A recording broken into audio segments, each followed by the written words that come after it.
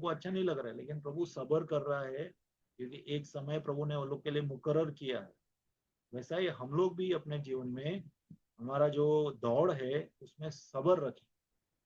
परमेश्वर बराबर हर एक चीज को बिठाएगा। सेकंड नंबर देखेंगे, 12:2।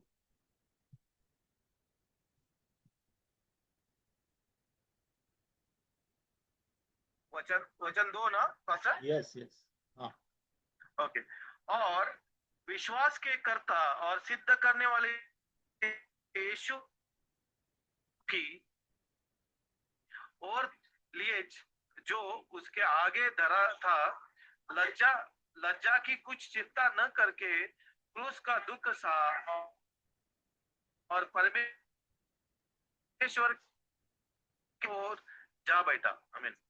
ये बहुत इंपॉर्टेंट है, ये वचन है ना, बहुत लोडेड है, बहुत ही इंपॉर्टेंट है। हमेशा यीशु मसीह को देखो, यीशु मसीह की गवाही देखो, यीशु मसीह का जीवन देखो, ठीक है। हमारा एग्जाम्पल हमेशा यीशु होना चाहिए, हमेशा। तो यीशु ने क्या किया, यीशु ने हमारे सामने एक एग्जाम्पल रखा, अपना एग्जाम्पल। देखो, हमारा विश्वास दिलाने वाला और विश्वास को सिद्ध करने वाला खुद परमेश्वर है, ठीक है। ऐसा नहीं है कि अरे कितने लोग अगर बहुत ज्यादा कॉन्फिडेंट रहते हैं तो वो लोग ज्यादा विश्वास में, ऐसा नहीं है। वो विश्वास दिलाने वाला और विश्वास को पूरा करने वाला परमेश्वर खुद है, यीशु मसीह खुद है। और उसने क्या किया, देखो, जब उसको क्रूस पे जाना था, ठीक है, जब क्रूस पे जाना था तो उसको पता था, उसको मालूम था क्रूस के बाद जो है आनंद का समय है। क्रूस के बाद दुनिया को पश्चाताप का क्षमा मिल जाएगा, पाप का क्षमा मिल जाएगा, उसको पता था। वो उसकी ये खुशी थी, ये इसको जॉय था, ये ये आनंद था कि लोगों को पाप का क्षमा मिलेगा और मेरे लोग मेरे साथ रहेंगे। ये उसकी खुशी थी, इसके लिए वो क्रूस पे चला गया। और क्रूस पे सिर्फ चला नहीं गया, डिस्पाइजिंग द शेम, वेरी इंपॉर्टेंट, ये बहुत ही इंपॉर्टेंट वचन है कि शर्म को उसने हटा दिया। देखो, आप कभी समझो, आज अपने को जेल में डालते हैं, चोर चक्कों के साथ हम लोग रहते हैं, तो हम लोग क्या बोलेंगे, अरे क्या मैं चोर है क्या, मैं चोर के साथ क्यों डाल दिया तूने मुझे, हाँ, व्यभिचारियों के साथ क्यों डाल दिया, डकैतों के साथ क्यों डाल दिया, क्या मैंने डकैती मारा है क्या। प्रभु को चोरों के बीच में क्रूसीफाई किया था, याद है। प्रभु ने कभी चोरी किया था क्या, कभी ने कोई चोरी नहीं किया। प्रभु ने जो भी चीज किया अच्छा ही किया, मिरेकल्स किए, भूखों को खिलाया, मुर्दों को जिलाया, कोड़ियों को नया काया दिया, बहुत सी चीजें की। उसके बाद भी दुनिया वालों ने, और ये परमेश्वर का इच्छा था कि उसका बेटा पापियों के बीच में मारा जाए। वो पापियों के बीच में मारा है जब भी, तो वो ही डिस्पाइज द शेम, उसने शर्म को हटा दिया। शर्म को हटाना बहुत इंपॉर्टेंट है। कितना बार हम लोग को शर्म आता है, बराबर, कितना बार अपने भाई बहनों से बात करने में शर्म आता है, कितना बार हम लोग शर्म के कारण, देखो शर्म भी एक घमंड का एक रूप है। आप बोलेंगे क्या बात कर, शर्म एक घमंड का रूप है। हम लोग को शर्म कब आता है, क्योंकि हम लोग को लगता है कि we are not worthy, we are worthy of something more, हम लोग बहुत अच्छी चीजों के लायक है, बराबर। लेकिन परमेश्वर हम लोग को सिखा रहा है कि अपने शर्म को छोड़ दो, बराबर। किसी भी आदमी को जाके आप वचन दे सकते हैं क्या, समझो एक भिखारी है, भिखारी के साथ बात कर सकते हैं आप। कोई भिखारी एक पड़ा है, या वैश्या खड़ी है, या कोई खोजा है, थके लोग से भागते हैं लोग, बराबर, आप जाके उससे बात कर सकते हैं प्रभु के बारे में। इसको बोलते हैं डिस्पाइजिंग द शेम, शर्म को छोड़ देना, बराबर। जहाँ पे नेचुरली हम लोग को अच्छा नहीं लगता है जाना, नेचुरली हम लोग को शर्म आती है जाने में, वहां जाके हम लोग अगर प्रभु का कार्य करते हैं तो हम उसको बोलते शर्म छोड़ दिया। यीशु ने शर्म छोड़ दिया। यीशु ने चोरों के बीच में क्रूस की मौत सही, क्योंकि प्रभु ने शर्म को नीचे कर दिया। क्योंकि प्रभु से ज्यादा नम्र दुनिया में कोई है ही नहीं और कोई हो भी नहीं सकता। ठीक है, तो प्रभु आज हम लोग को ये सिखा रहे कि हम भी शर्म छोड़ दे। ठीक है, हम शर्म छोड़ दे, अपना स्टैंड को मालूम होना चाहिए, हम कौन सी जगह पे खड़े हैं, कौन से प्रभु को हम लोग ने पकड़ा है। ये पौलुस बोलता है ना, I know whom I am following, मैं किसको पीछे जा रहा हूं मुझे पता है। ठीक है, हम लोग को पता है क्या हम किसके पीछे जा रहे हैं। ठीक है, अभी तक हम लोग ने प्रभु को पहचाना नहीं। प्रभु हम लोग को शर्म छोड़ना सिखा रहे हैं, स्पाइसिंग द शेम। ठीक है, and then he set down at the right hand of the throne of God. जब भी हम परिपक्व हो जाते हैं, ठीक है, यीशु भी परिपक्व हुए। अभी आप बोलेंगे यीशु तो परफेक्ट है, यस ही वाज परफेक्ट, सच है, परफेक्ट है वो। लेकिन एक ह्यूमन होने के नाते, एक इंसान होने के नाते उन्होंने जो सफर किया, जो तकलीफ सही, उससे उन्होंने प्रभु की आज्ञाओं को पालन करना सीखा, ऐसा लिखा है वचन। ठीक है, तो we this is a very important. एक चीज हम लोग को प्रभु से ये सीखने को है कि प्रभु ने जैसा शर्म को छोड़ दिया, हम लोग को भी शर्म छोड़ना है। तीसरा देखेंगे 12:3। वचन 12 का 3। इसलिए उस पर ध्यान करो जिसने अपने विरोध में पापियों का इतना विरोध सह लिया कि तुम निराश होकर साहस न छोड़ दो। तो चौथा भी पढ़ो।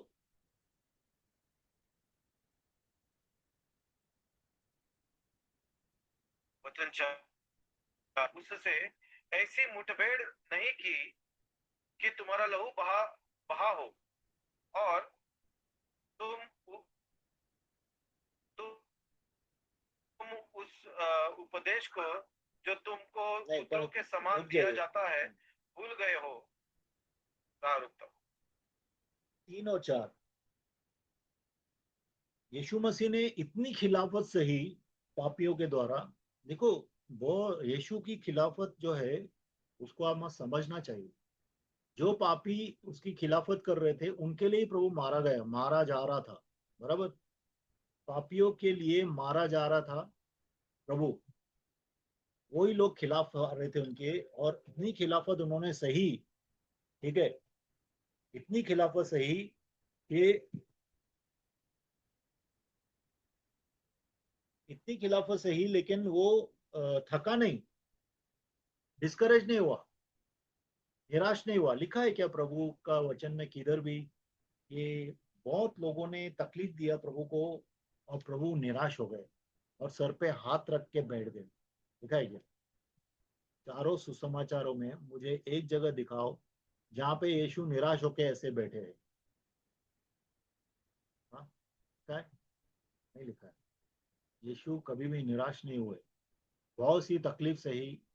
ठीक है, दुख था, ऐसा नहीं दुख होता था उनको, लाजरस मरा, दुख होता था। बराबर, लोग विश्वास नहीं करते थे, दुख होता था, लेकिन डिस्करेज होके बैठते नहीं थे वो। ठीक है, निरुत्साह होके बैठ नहीं जाते थे वो सहन करते थे, क्योंकि उसको पता था कि ये सब के बाद जय है, ये सब के बाद सबका दरवाजा खुल जाएगा सबके लिए। ठीक है,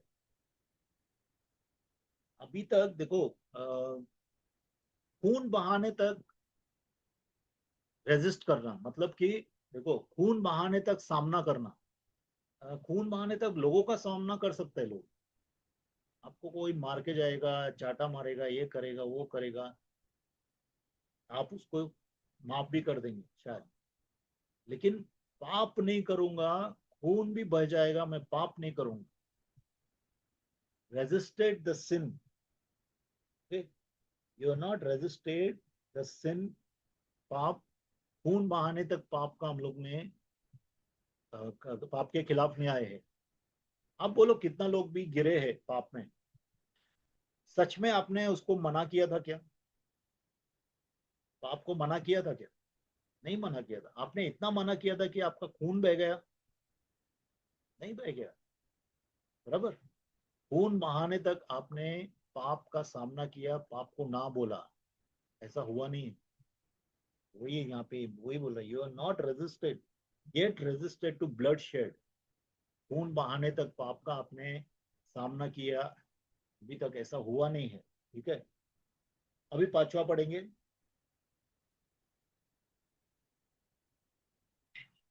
वचन 5। और समान दिया जाता है, भूल गए हो हे मेरे पुत्र, प्रभु की ताड़ना को हल्की बात न जान, और जब वह तुझे घुड़के तो, तो सांस ना छोड़। पढ़िए, 9, 7 और 8 भी पढ़िए। ओके। वचन 6। क्यों ताड़ना भी करता है, और जिससे पुत्र बना लेता लेता है उसको कोड़े भी लगाता है। तुम तुम दुख को ताड़ ताड़ना समझकर सह लो। परमेश्वर तुम्हें पुत्र जानकर तुम्हारे साथ बर्ताव करता है। वह कौन सा पुत्र है जिसकी ताड़ना पिता नहीं करता? यदि वह ताड़ना जिसके भागी सब होते हैं तो व्यभिचार की संतान ठहरे। हाँ। फिर रुको। हाँ, बोले बोले। हाँ, वचन 9। फिर जबकि हमारे शा, शारीरिक ने उनका आदर किया, तो क्या आत्माओं के पिता के और भी अधीन न रहे, जिससे हम जीवित रहे। हाँ, अभी देखिए,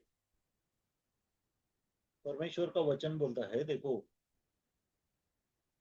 देखो, अभी हम लोग का जीवन में, जब से हम प्रभु यीशु में आए हैं, इवन प्रभु यीशु में आने से पहले ही परमेश्वर का काम हमारा, जो जो चुनी हुई लोग हैं, चुने हुए लोगों को प्रभु जैसा जन्म से उनका संभाल करता है और उनको देखता है, उनको तराशता है, एक जवेरी की तरह तराशता है, एक सोनार की तरह निखारता है।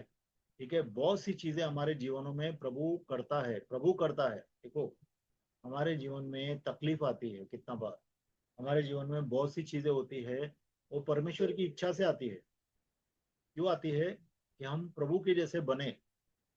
सब कुछ अच्छा रहेगा ना, आप, मैं बोलता हूँ, प्रार्थना भी नहीं करेंगे लोग।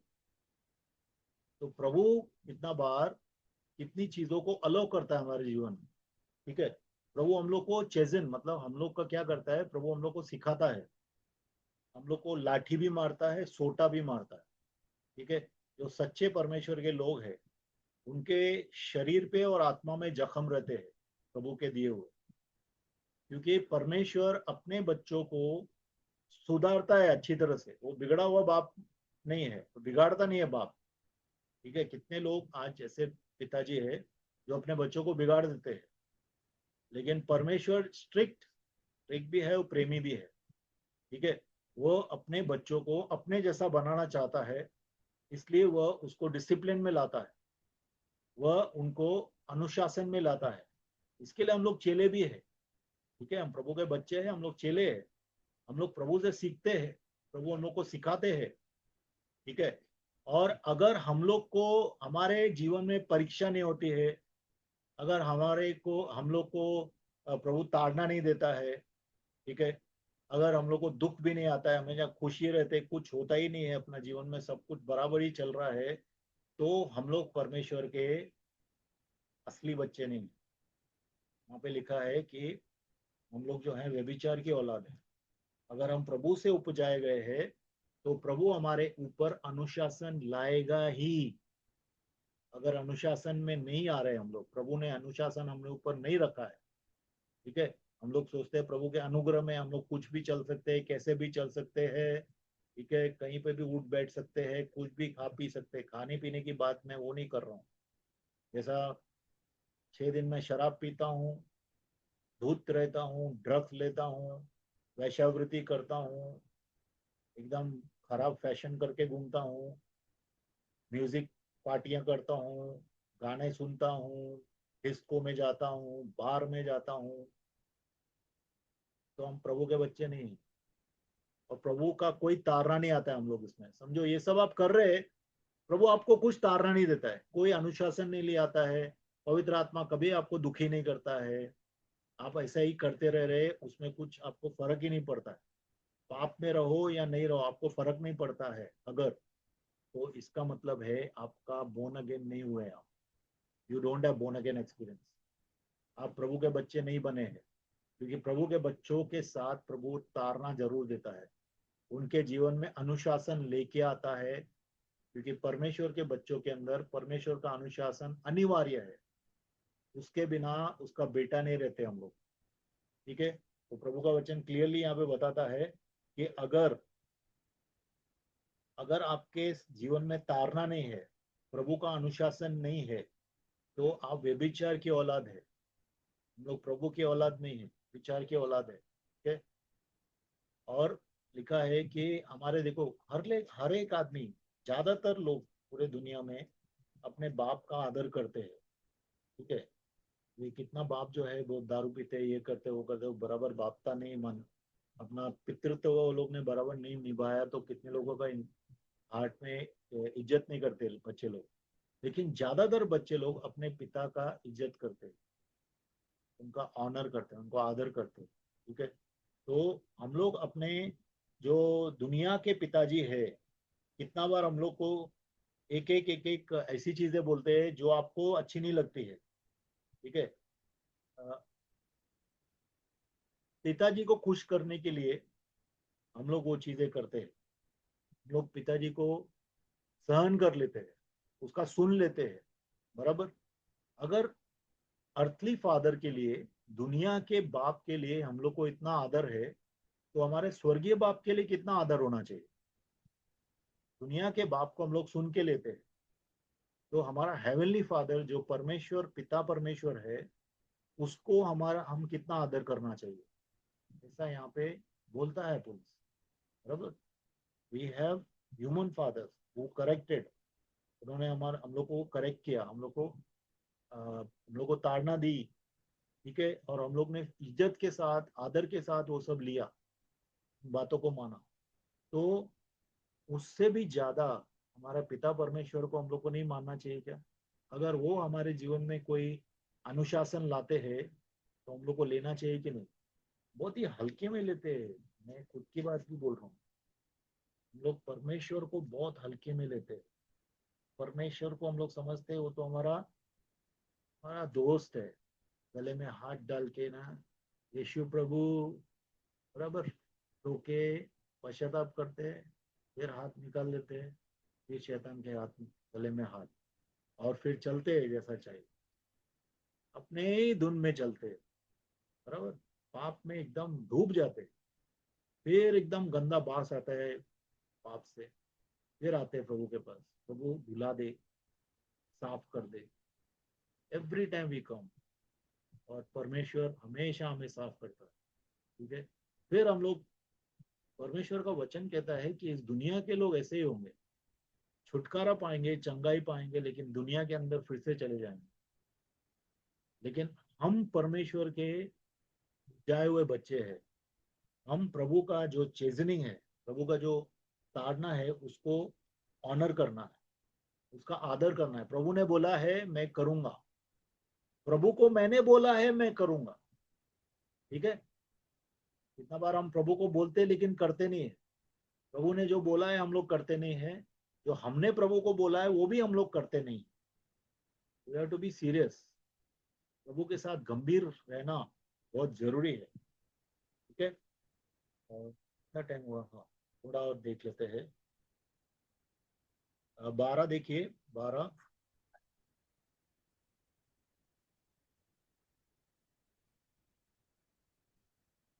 12 पढ़ना है डायरेक्ट। हाँ, 12 और 13 देखते हैं फिर अपन। ओके, वचन 12 और 13। इसी के लिए सीधे मार्ग बनाओ कि लंगड़ा लंगड़ा भटक न जाए पर भला चंगा हो जाए। आमीन। 12वीं 13 पढ़ा आपने, मतलब 13 भी पढ़िए, 12 13 दोनों। 12 13 पढ़ा होगा। दोनों पढ़ा, अच्छा ओके। पढ़ो। हाँ हाँ, अध्याय अध्याय 12 का 12 और 13। इसलिए ढीले हाथों और निर्बल घुटनों को सीधे कर दो कि लंगड़ा भटक न जाए, हाँ, भटक न जाए पर भला चंगा हो जाए। आमीन। का मतलब क्या है कि कितना बार हम लोग क्या है, चलते चलते चलते चलते हम लोग थक जाते मतलब यीशु मसीह में हम लोग चलते चलते बहुत सा विद्रोह, दोष लगाने में, बहुत सी चीजें पापी लोगों के बीच में, देखो पापी लोगों के बीच में एक हम लोग को तकलीफ तो होता ही है। अब अगर सब लोग गालियां दे रहे हैं, बार बार आपको गाली सुनने को मिल रहा है, तो अंदर से दुख तो होता है और कितना बार निराश निराश भी होते हैं। तो प्रभु का वचन क्या बोलता है कि अपने हाथों को मजबूत कर और अपने पाँव को भी मजबूत कर। ठीक है, इसका मतलब है प्रार्थना में रहे। ठीक है, और make straight path for feet so that what is lame may not be dislocate. मतलब क्या है, प्रभु का वचन बोलता है कि परमेश्वर के रास्ते पे चलता रहे। ठीक है, परमेश्वर से बल पाके परमेश्वर के रास्ते में चलता रहे, ताकि तू जो तेरा देखो हम लोग जो है, हम लोग का जो आगे का समय है वह अच्छा हो जाएगा। मतलब क्या मतलब आगे का समय, मतलब आगे का समय मतलब जब हम प्रभु के साथ रहेंगे स्वर्ग में, वो आगे का समय है। ये दुनिया जो है इसमें हम लोग यात्रा कर रहे हैं। ठीक है, तो प्रभु का वचन यहाँ पे बोलता है कि अपने पाँव जो है सीधे रास्ते पे रख। ठीक है, अपने पाँव, परमेश्वर का रास्ता सीधा है, संकरा है लेकिन सीधा है। प्रभु टेढ़ा मेरा नहीं है, सीधा रास्ता है, प्रभु सरल उसका रास्ता है। वो रास्ते पे चलता रहे, ताकि क्या है कि देखो हम लोग को कभी भी कोई चीजें होती है क्योंकि अपन गड़बड़ करते हैं। बहुत से बीमारी हम लोग को पाप के कारण होती है। हमारे जीवन में अगर पाप की आदत है ना, तो हमको बीमारी हो जाएगी उस किस्म की। डर की अगर आदत है, डर डर डर डर करते हैं तो अस्थमा हो जाएगा। ठीक है, ऐसी और भी बीमारियां हैं जो हम लोग को हो जाती है, because we are not walking in the path of God. परमेश्वर के संकरे सीधे मार्ग में हम लोग नहीं चल रहे हैं। पाप का जो आदत है उसको हम लोग ने अपना अपना लिया है। तो प्रभु बोलता है कि ये चीजें छोड़ के सीधे स्ट्रेट पाथ, सीधे पाथ पे, सीधे रास्ते पे चल, ताकि हीलिंग आए। बराबर, हीलिंग आए। हर एक बात में परमेश्वर हीलिंग देने के लिए तैयार है। इवन पुराने नियम में भी हीलिंग्स थी, नए नियम में ज्यादा है, क्योंकि यीशु मसीह ने कोड़े खा लिए हैं। उस वक्त कोड़े खाने वाला था। ठीक है, यशायाह 53:5 में भी लिखा है, पतरस में भी लिखा है कि यीशु के कोड़े खाने से हमें चंगाई मिली है। लेकिन स्ट्रेट पाथ में चलना जरूरी है, परमेश्वर के सीधे रास्ते पे चलना जरूरी है। ठीक है, हालेलुया। तो यहाँ पे अपन एंड करते हैं। Next time we'll start from 14, 12 14। ठीक है, कितना अभी और है, 13? अच्छा, 13 चैप्टर लास्ट है। अच्छा। वन मोर चैप्टर, ओके ठीक है। एग्जॉर्टेशन है वैसे भी। ठीक है, तो हम लोग यहाँ पे एंड करते हैं।